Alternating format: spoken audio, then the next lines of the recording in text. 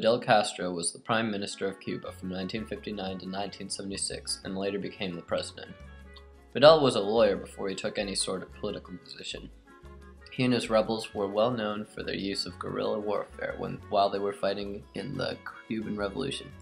He had an affinity for speaking publicly and was a very charismatic man. He also treated peasants respectfully. Fulgencio Batista was the president of Cuba from 1940 to 1944, and then the dictator from 1952 to 1959. Batista came to power in 1933 during a revolt that overthrew the rule of Gerardo Machado. Batista then appointed himself chief of the armed forces as well as the president and instated the 1940 Constitution of Cuba. Fidel Castro started a petition to overthrow the president Fulgencio Batista. Castro and a group of armed rebels attacked the Moncada barracks and the Santiago barracks in Bayamo on July 26, 1953.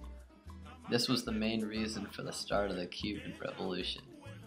After this, Fidel, his brother Raul, and other survivors were sent to prison. America supported Batista even though he was a dictator.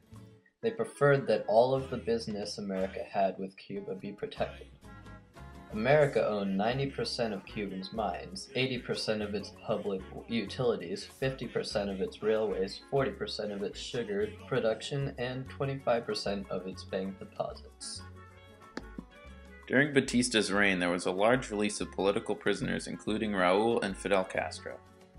The brothers, with other ex-prisoners, prepared to overthrow Batista.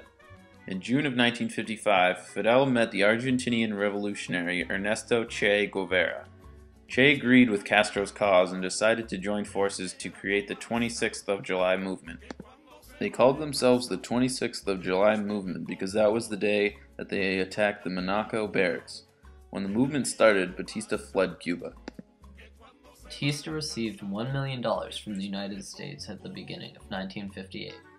This included planes, ships, tanks, weapons, and even military training from 3 different branches of the United States' military.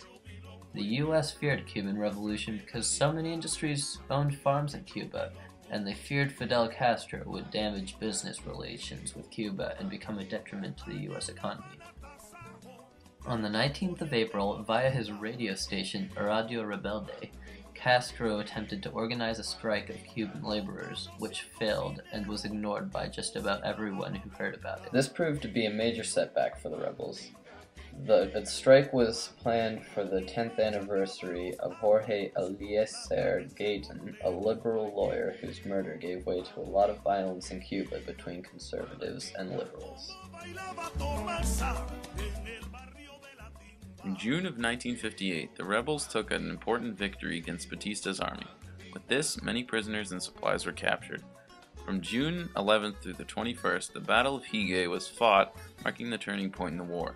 On the 15th, Batista ordered a bombing of the rebel forces. The aerial attack included heavy machine gun fire, along with 500 pounds of explosives and napalm.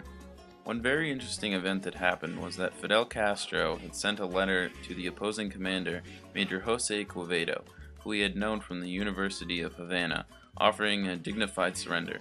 Quevedo refused, and 4 days later a ceasefire was called by Castro.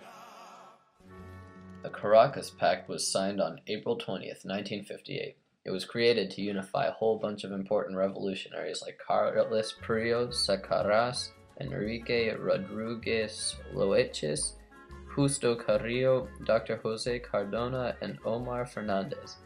With Castro and Che at the helm, the rebels separately invaded the land where Batista was set up.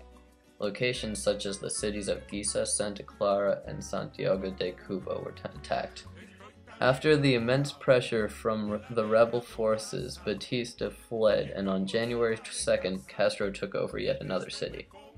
The day after Castro put Manuel Urrutia Leo as president.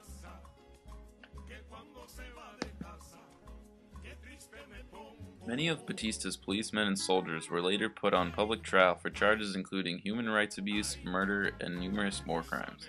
Some soldiers were executed along with many who were assigned long prison sentences. Castro promoted Che Guevara and a number of other highly ranked officers to be put in place for the better of the country. While the first year of reform began, the government introduced many social communist reforms. Work cited